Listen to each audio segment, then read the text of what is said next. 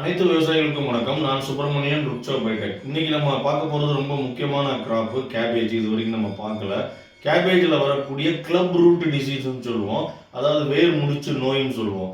இது வந்துச்சுனாக்க அந்த மண்ணுக்கு மேலே பார்த்தீங்கன்னாக்க இலைகள் எல்லாமே முதல்ல வாட ஆரம்பிக்கும். தண்ணி அதிகமாக தேங்கி நின்னாலுமே வெயில் அதிகமாக வரப்போ ரொம்ப அதிகமாக வாடும், மஞ்சள் கலரில் மாறும்.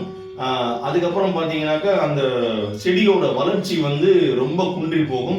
இங்கேயும் அங்கேயுமா பார்த்தீங்கன்னா திப்பியாக அங்கங்கே செடி உட்காந்து போயிடும், வளர்ச்சி இருக்காது.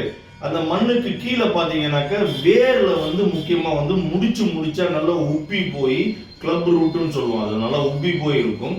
அந்த வேரெல்லாம் பார்த்தீங்கன்னா சில சமயம் கிழிஞ்சு போயிடும், டிஸ்டார்ஷன் ஆயிரும். ஸோ இதனாலே பார்த்தீங்கன்னாக்க சத்துக்கள் எடுக்கிறது ரொம்ப ரொம்ப கஷ்டமாக இருக்கும். அந்த செடிக்கு போக போக என்ன ஆகும்னாக்க அந்த வேர் அழுக ஆரம்பிக்கும், ஒரு மாதிரி துர்நாற்றம் அடிக்கும். அதுவே செகண்டரி இன்ஃபெக்ஷனான சாஃப்ட் ராட் அப்படின்னு சொல்லுவோம், ஒரு விதமான அழுகல். அதுக்கு அது முன் உதாரணமாக இருக்கும். ஸோ இதுதான் அறிகுறிகள். இப்போ இது எதனால வருது அப்படின்னு பார்த்தோம்னாக்கா முக்கியமாக மண்ணில் உங்களுக்கு அசிடிக் சாயிலாக இருந்தால், அதாவது பிஹெச் 7 கம்மி, ஒரு 5லேருந்து 6 அந்த ரேஞ்சில் குறைஞ்சி போச்சுனாக்க உங்களுக்கு அசிடிக் சாயிலில் அதிகமாக இருக்கும். முக்கியமாக அந்த கேபேஜ் மலை பிரதேசங்கள் இருந்தாலும் கண்டிப்பாக அசிடிக்காக தான் இருக்கும். அப்போ இது அதிகமாக பரவுதல் இருக்கும். அதுக்கப்புறம் பார்த்தீங்கன்னாக்க இது விதைகள் மூலிமா பரவுது, காற்று மூலியமாகவும் பரவுது. முக்கியமாக இந்த எக்யூப்மெண்ட்ஸ் மூலியமா பரவுது. நம்ம உள்ள யூஸ் பண்ணுற டிராக்டர், ஒரு சில மெஷினரிஸ் எல்லாம் யூஸ் பண்ணுறோம் பார்த்தீங்களா, அது மூலியமாகவும் பரவுது. அப்புறம் பக்கத்தில் இருக்க கலைகள் மூலியமாகவும் அது வருது. சரிங்க சார், இப்போ இதெல்லாம் வந்துருச்சு, இதுக்கு என்ன தடுப்பு முறைன்னா, சார் உடனே கடைக்கு போங்க மருந்து வாங்கிட்டீங்க. இல்லை சார், மருந்துன்றது இப்போதான் கண்டுபிடிக்கப்பட்டது. சரிங்களா, இதுக்கு ஒருங்கிணைந்த பயிர் பாதுகாப்பு மெத்தட் இருக்கு. என்ன பண்ணணும் அப்படின்னாக்க, மண் அசிடிக்கா இருக்கும் பட்சத்தில் நம்ம சுண்ணாம்பு கொஞ்சம் கொஞ்சமா வருஷத்துக்கு ஒரு வாட்டி கொஞ்சம் கொஞ்சமா கொடுக்கலாம். ஒண்ணு. ரெண்டாவது, ஒரே மாதிரியான இந்த குடும்பத்தை சார்ந்த பயிர்களை நம்ம தவிர்த்துட்டு கிராப் ரொட்டேஷன், பயிர் சுழற்சி பண்ணலாம். அதுக்கப்புறம் பார்த்தீங்கன்னாக்கா வயலை ரொம்ப சுத்தமாக வச்சுக்கணும், சுற்றியில் இருக்க களைகளை நம்ம எடுக்கணும். எந்த விதமான அந்நிய இல்லை புதுசாக ஒரு எக்யூப்மெண்ட்ஸை உள்ளே கொண்டு வரணுமோ, டிராக்டரோ எதுவாக இருந்தாலும் நல்லா கழுவிட்டு சுத்தம் பண்ணிட்டு உள்ளே கொண்டு வரணும். இதுக்கப்புறம் என்ன பண்ணாலும் இதை தாங்கி வளரக்கூடிய ரகங்கள் நிறையா அறிமுகப்படுத்தியிருக்காங்க. அதை நம்ம பயிர் செய்யலாம்.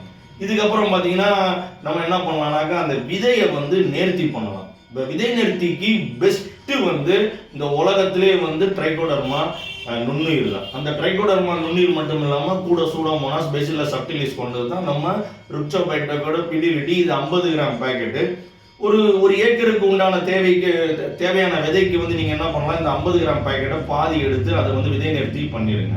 அப்புறம் நாத்தா அப்புறம் அந்த நாத்து சீட்லிங் ட்ரீட்மெண்ட்னு சொல்லுவோம். நாத்தை முக்கி நடவு பண்ணலாம், இல்லை நேர்த்தி பண்ணலாம். அப்போ மீதி இருக்கிற 25 கிராம் அதை யூஸ் பண்ணலாம். அப்போ இது ஒரு 50 கிராம் வாங்கிக்கிட்டீங்கன்னா விதை நேர்த்தி, நாத்து நேர்த்தியும் நீங்கள் பண்ணிடலாம். இப்போ தாக்குதல் வர்றதுக்கு முன்னாடியே நம்ம என்ன பண்ணலாம், அடி உரத்தில் நம்ம பிடிலிட்டி ஒரு ஏக்கருக்கு 1/4 கிலோ போதுமானது. இதை நம்ம என்ன பண்ணலாம்னாக்கா, இது கிளப் ரூட்டு வேர் முடிச்சுல தான் இருக்கு. அதனால நம்ம முழுக்க ஸ்ப்ரே பண்ணா ஆகாது. எதிரி எப்படி இருக்கோ அதுக்கேற்ற மாதிரி நம்ம யுக்தி மாத்திக்கணும். இப்போ நம்ம ரூட் ட்ரென்ச்சிங் மட்டும்தான் பண்ணணும், வேர் சிகிச்சை. அப்போ நம்ம இதை என்ன பண்ணலாம்னாக்கா, ஸ்ப்ரேயரில் நாசில பிடிக்கிட்டு துருன்னு ஊற்றி விடலாம். இல்லை நல்லா 2 நைட்டு 4 நைட்டு ஊற வச்சுட்டு தேவையான அளவு தண்ணியோ இல்லை மணலோ எடுத்து நல்லா பெசரி விட்டு விசிறி விடலாம். இல்லை தூருக்கு தூர் வச்சு விடலாம். ட்ரிப்பு போட்டிருந்தீங்கன்னா ரொம்ப பெஸ்ட்டு, நல்லாவே கேட்டுரும். இப்போ இது வந்துச்சுன்னா நான் சொன்னேன் நடுவில் ஒரு பாயிண்ட்டு, சத்துக்கள் எடுக்கிறது ரொம்ப கம்மியாயிடும். எனக்கு இது வேரில் தான் பிரச்சனை இருக்கு. அப்போ நீங்கள் என்ன பண்ணலாம்னாக்க, நீங்கள் ஒரு டோஸு நம்ம பெர்டிலிட்டி ஏக்கருக்கு 1/4 கிலோ இதுவும் கொடுத்தீங்கன்னா, இது உங்களுக்கே தெரியும் 7 சத்துக்கள் இருக்கு, எடுத்து கொடுக்கும்.